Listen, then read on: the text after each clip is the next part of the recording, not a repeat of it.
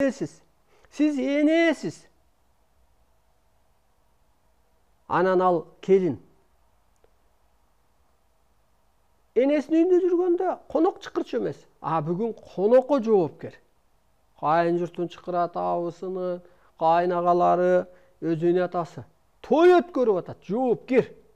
Анысы кандай дагы адам азыр көккө айланып туруп, табиатты бейишке айланды. Мына жоопкер.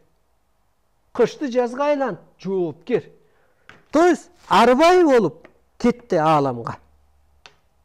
Арбайлардын укугу бар экен. Эмне кылганга дейт, жан алып жан салганга.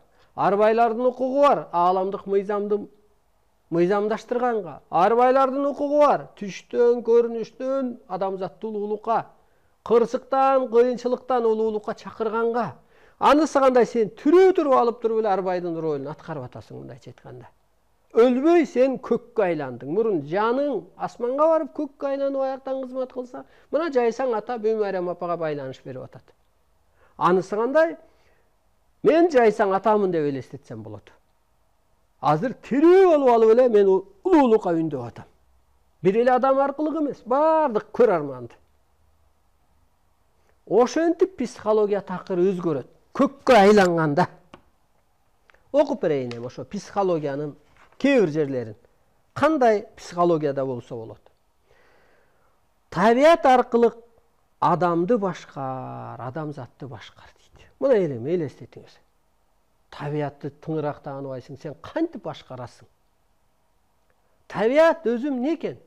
Оттон, суудан, абадан турат экен. Аба эмне өзү? Арбай. Мына тегерегибиз энергия бар, мазардын ээси бар дейт. Мейли каба ташыңдын ээси бар дейли. Бер эле болгондо. Мейли Чечтеп атанын, мейли Талас Ордонун, мейли Ысык көл-эненин, мейли Сулайман Тактын ээси бар. Ал көзгө көрүнбөйт, ал энергия, ал арбай. Мына. Сен жаныңды арбай экениңди, энергия экениңди билгенде анан ал баш ийип берет экен. Алар иштешет экен. Пенде болсоң сага баш ийбейт, ал сени кайра тетирисинче талкалайт. Кыргыз көрдүңүз, ошон үчүн табиат